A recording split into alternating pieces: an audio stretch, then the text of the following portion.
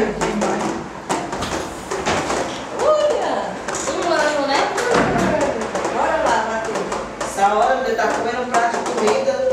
Ô, força que eu botei dele. Oi? Oxe, menino. Você fica de 5 horas da manhã até 6 horas sem comer. Você bota uma força. Sim, eu tava onde? Eu tinha viajado com Tereza. Ai, Vocês estavam na praia. Fortaleza. Ah, foi Fortaleza. Vocês chegaram no domingo. Eu tava sozinha, eu nunca me senti tão sozinha em minha vida. Por quê? Porque lá na sala ela andou, todo mundo grita, todo mundo tem parente. Aí quem vai ficar comigo, Jane, minha gente?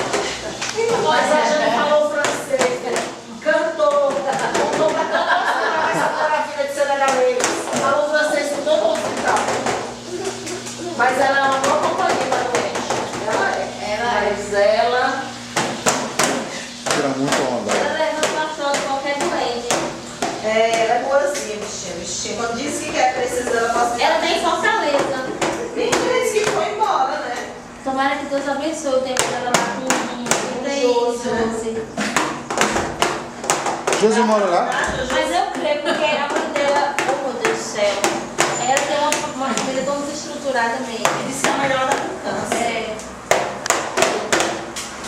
Mas era muito engraçado, gente. Ela falava pra todo mundo. Ela fala francês. Sabe o que ela fala? Ela não e tirava foto.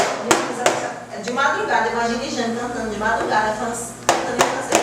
De madrugada. Ela acabou de nascer. Deixa eu contar, aí. Aí de manhã eu disse, tu já pode ir, Jane, porque tu passou a noite acordada. O Frei tá chegando, não, mas eu não vou te deixar só. O Jane vai. Ela me ajudou a dar um banho.